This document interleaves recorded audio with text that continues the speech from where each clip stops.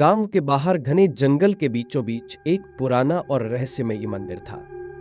इस मंदिर को लेकर गांव में कई कहानियां थीं।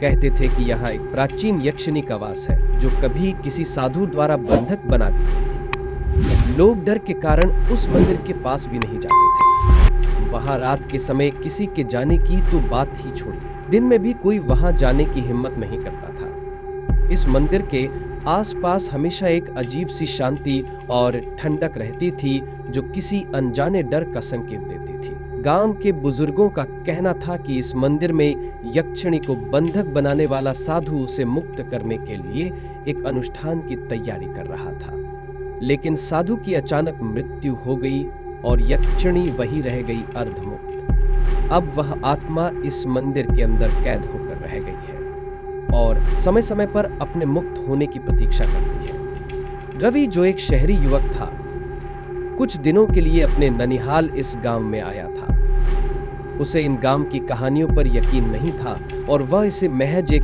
अंधविश्वास मानता था। उसकी जिज्ञासा उसे उस मंदिर की ओर खींचने लगी। गांव के लोग उसे बार बार मना करते रहे, लेकिन उसने किसी की बात पर ध्यान नहीं दिया। एक दिन रात के समय रवि ने उस मंदिर में जाने का फैसला किया। उसकी उत्सुकता और भी बढ़ गई थी जब उसने गांव के एक बूढ़े से सुना कि अगर कोई उस मंदिर में रात बिताए तो उसे यक्षिणी का दर्शन हो सकता है। यह बात सुनकर रवि को और भी उत्तेजना हुई। वह अपनी बाइक पर सवार होकर उस मंदिर की ओर निकल पड़ा। मंदिर के पास पहुंचकर रवि ने देखा कि मंदिर सचमुच बहुत पुराना था। उसकी दीवारें जर्जर हो चुकी थीं और चारों ओर घने पेड़ थे जो मंदिर को ढकते हुए लगते थे। मंदिर के द्वार पर कुछ पुराने ताले लगे हुए थे जो जैसे सदियों से नहीं खुले हो। रवि ने अपने साथ लाई हुई मशाल जलाई और मंदिर के अंदर कदम रखा। अंदर घना अंधेरा था और चारों ओर अजीब सी ठंडक थी। जैसे ही रवि ने मंदिर के अंदर कदम रखा, उसे एक अजीब सा एहसास हुआ। उसे ऐसा महसूस हुआ मानो कोई उसे देख रहा हो। उसने इधर उधर देखा, लेकिन उसे कुछ नहीं दिखा। मंदिर के अंदर कई प्राचीन मूर्तियां थीं जो अब लगभग टूटी फूटी हालत में थीं। उनके चेहरे पर एक विचित्र प्रकार की मुस्कान थी जो रवि को असहज कर रही थी। उसके दिल की धड़कनें तेज हो गई, लेकिन वह हिम्मत जुटाकर आगे बढ़ता रहा। मंदिर के गर्भगृह में पहुंचने पर उसे वहां एक टूटी हुई प्रतिमा दिखाई दी जिसके चारों ओर लाल कपड़े बंधे हुए थे। पास में ही एक पत्थर का चबूतरा था जिस पर कुछ अजीब सी आकृतियां उकेरी हुई थीं। रवि ने ध्यान से देखा तो पाया कि वे आकृतियां किसी अनुष्ठान के प्रतीक लग रहे थे। अचानक उसे पीछे से किसी के हंसने की आवाज सुनाई दी। वह तुरंत मुड़ा, लेकिन वहां कोई नहीं था। अब उसकी उत्सुकता डर में बदलने लगी थी, पर वह फिर भी मंदिर में ही रहा। वह सोचने लगा कि यह सब उसकी कल्पना हो सकती है। तभी उसे अचानक अपने कंधे पर किसी का हाथ महसूस हुआ। वह झट से पीछे मुड़ा, लेकिन वहां कोई नहीं था। उसकी सांसें तेज हो गईं और उसके माथे पर पसीना आने लगा।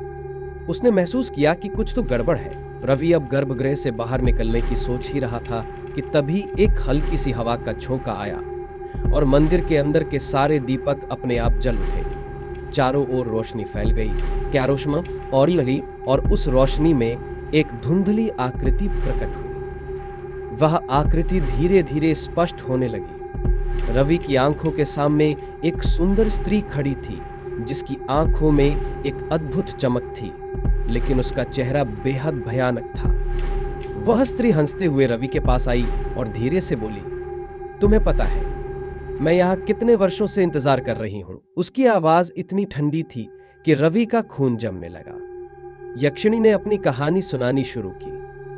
वह बताने लगी कि कैसे वह कभी एक सुंदर अप्सरा थी, लेकिन एक साधु के श्राप के कारण उसे यक्षिणी बना दिया गया और इस मंदिर में कैद कर दिया गया। साधु ने मुझे कैद कर दिया था, लेकिन वह अनुष्ठान पूरा नहीं कर पाया और मैं यहाँ फंस गई। अब मैं सिर्फ किसी की मदद से मुक्त हो सकती हूँ, यक्षिणी ने कहा और उसकी आंखों में एक खौफनाक चमक आ गई। रवि अब पूरी तरह से डर चुका था, लेकिन उसने खुद को संभाला और पूछा, तुम मुझसे क्या चाहती हो? यक्षिणी ने हंसते हुए कहा, तुम्हारी आत्मा तुम अगर मुझे अपनी आत्मा दोगे तो मैं मुक्त हो जाऊंगी। रवि का चेहरा सफेद पड़ गया।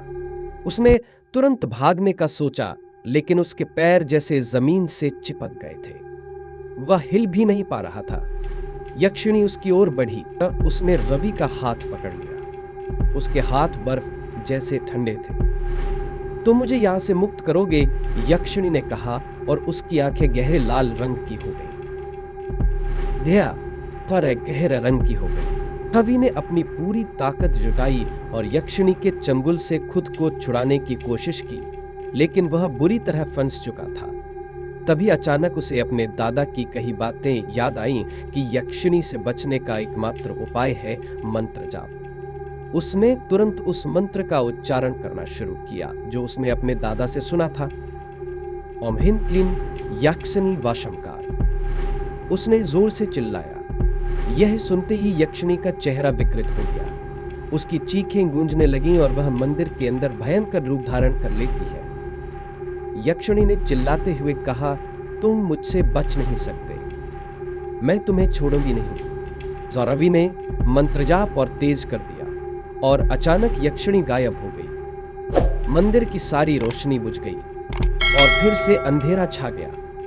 रवि जमीन पर गिर पड़ा। उसका शरीर कांप रहा था। उसकी सांसें मुखर रही थीं, लेकिन वह जानता था कि वह जिंदा बच गया है। उसने किसी तरह खुद को संभाला और तेजी से मंदिर से बाहर निकल गया। रवि ने गांव पहुंचते ही सारी कहानी लोगों को सुनाई, लेकिन गांव वालों ने उसे चेताया कि यक्षिणी की आत्मा अब भी मंदिर में है। वह पूरी तरह से मुक्त नहीं हो सकी थी। वह अब भी किसी नए शिकार की तलाश में है और जो भी उस मंदिर में जाएगा वह उसकी आत्मा को अपने साथ ले जाएगी।